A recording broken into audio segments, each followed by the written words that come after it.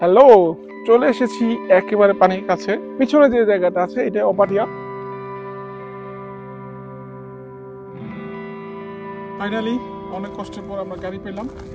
এই গাড়িটি হচ্ছে আগামী 3 দিনের জন্য আমাদের সঙ্গী। So let's explore together.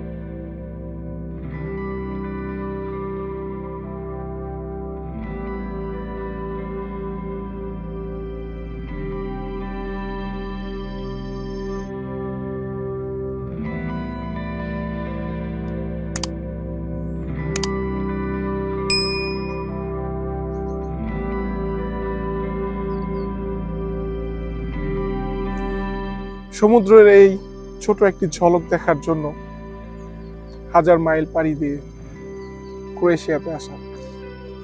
Hello, good morning. আমি সাইফুল শ্রাবণ নতুন একটি দিনে নতুন একটি ভিডিও নিয়ে হাজির হলাম। এখন আমরা এক্স্যাক্টলি আছি ক্রোয়েশিয়া শহর রিয়েকাতে। গতকাল আমরা অপাটিয়া নামে একটা শহর থেকে আমাদের গাড়ি তোলার কথা ছিল, কিন্তু তুলতে পারিনি। সামনে আমাদের হোটেল যেখানে আমরা আছি, আর পিছনে এত সুন্দর একটা ভিউ, অ্যামেজিং। সো আজকে প্ল্যান কি? আজকে প্ল্যান হলো আমরা অপাটিয়া থেকে গাড়ি পিক আপ করবো। পিক আপ করে যাবো দুটি শহর, ক্রোয়েশিয়ার রোভিন এবং পিরান। সো এই হলো আমাদের initial plan. So let's explore together.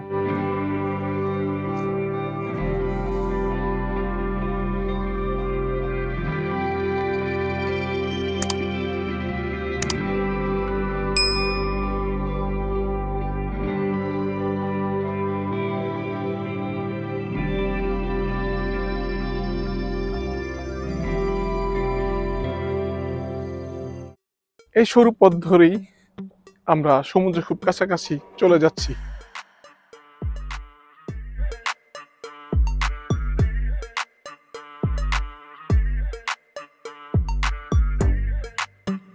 এটা এখানকার লোকাল গির্জা। আজকে সানডে, এখানকার মানুষ উপাসনা করছে।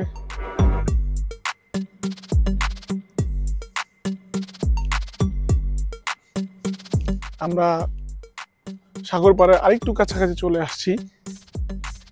একটু ভিউটা দেখুন।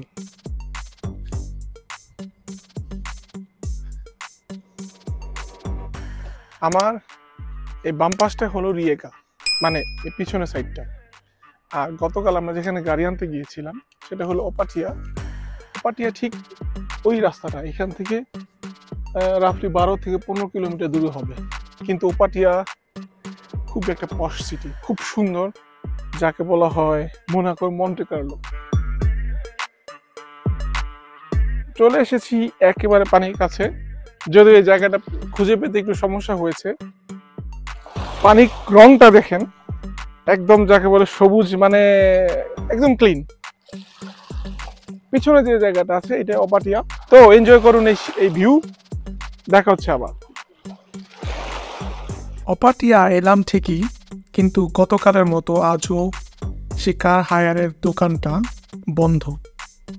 বাধ্য হয়ে এই লোকাল যে মাছের বাজারটা একটু ঘুরে দেখলাম।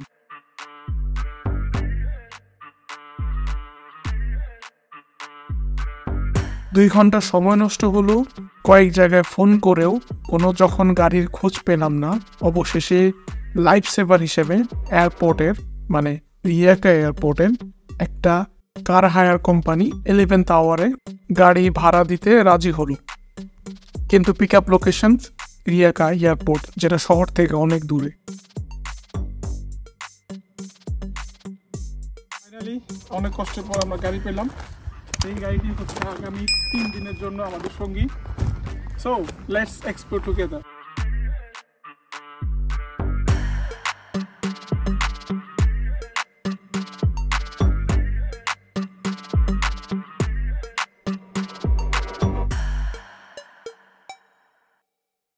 আজকে আমরা রিয়েকা থেকে রবিনে যাব।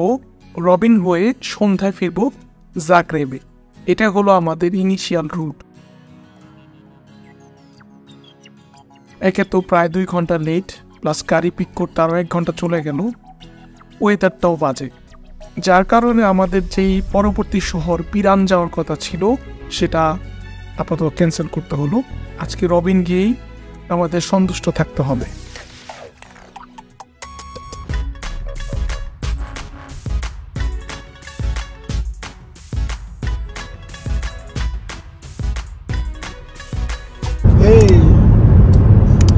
যাচ্ছি রবিনের পথে।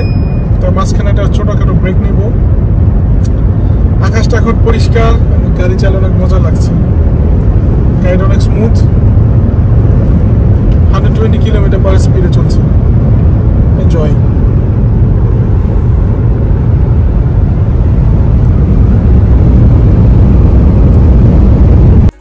আবহাওয়াটা ভালো হওয়াতে আমাদের মন আস্তে আস্তে একটু ভালো হওয়া শুরু করলো। রোদের ঝলক দেখে মনটাও ভালো হয়ে গেল এবং আমরা ড্রাইভ করতে করতে চলে আসলাম আমাদের সে ডেস্টিনেশন রবিন শহরে।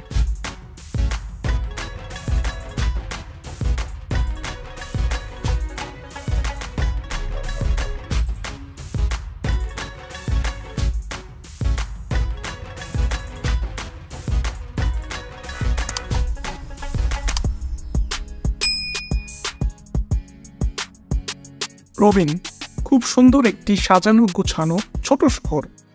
আধুনিকতার পাশাপাশি এটা এর ঐতিহ্য যেন ধরে রেখেছে। বলা যায় নতুন এবং পুরাতনের মিশেলে তৈরি এই শহর।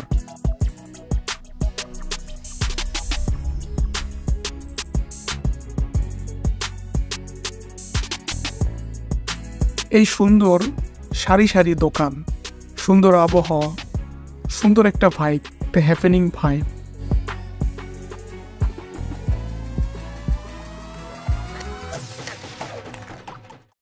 হ্যালো, ওয়েলকাম টু পিরান।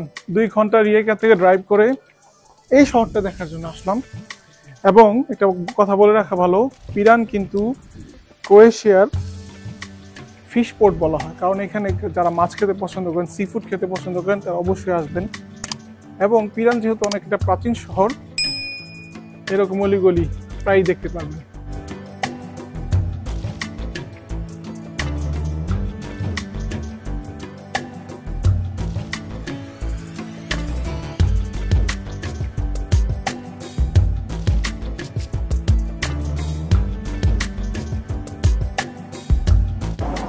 এমন মজা টুনা পিজা কখনো খাইনি,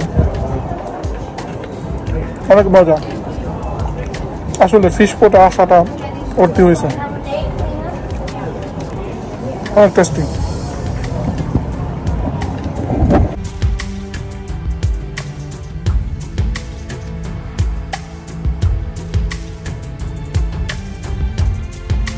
খাওয়া দাওয়া শেষ। পুরান টাউনটা কেমন দেখতে, চলুন দেখা যাক পুরান শহরটা কিরকম।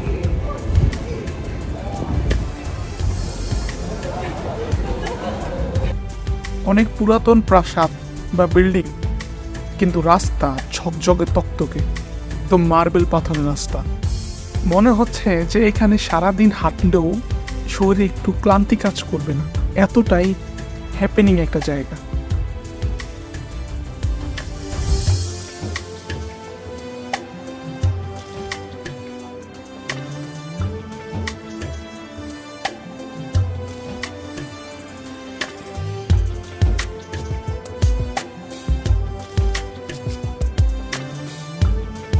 হাঁটতে হাঁটতে সাগরের পাড়ে এসে দাঁড়ালাম। আকাশ অনেক মেঘলা করে আছে, বাতাস বইছে অঝরে। প্রাণ ভরে গ্রহণ করলাম সেই শুদ্ধ বাতাস।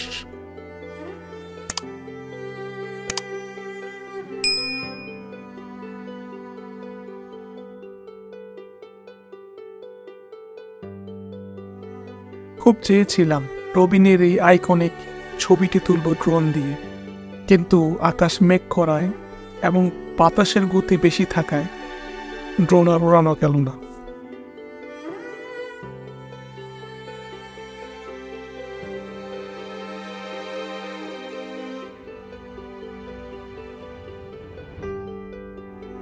ড্রোন ওড়াতে না পারায় একটা আফসোস নিয়ে রবিন থেকে ফিরছিলাম, কিন্তু এই রংধনুর আকস্মিক আবির্ভাব আমাদের সেই জখমে কিছুটা হলেও শান্তির প্রলেপ লাগিয়ে দিল।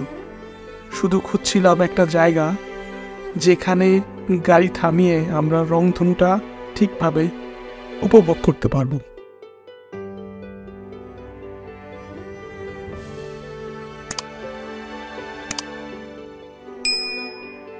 কিছুক্ষণ ড্রাইভ করার পর পেয়ে গেলাম একটি জায়গা, একটা লোকাল পাম্প স্টেশনে। গাড়ি থামিয়ে দেখলাম সেই রংধনুর সৌন্দর্য। এত সুন্দর দৃশ্য দেখে মন থেকে অটোমেটিকলি বের হয়ে আসে, সুবহানাল্লাহ, আল্লাহর প্রকৃতি কতটা সুন্দর।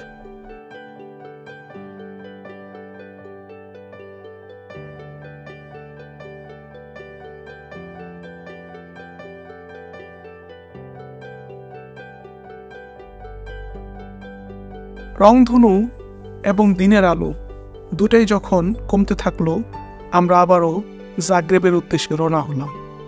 আমাদের পরবর্তী ভিডিও শুরু হবে জাগ্রেব থেকে। Catch you in the next one. ছাও বেল্লা। দেখা হচ্ছে পরের ভিডিওতে।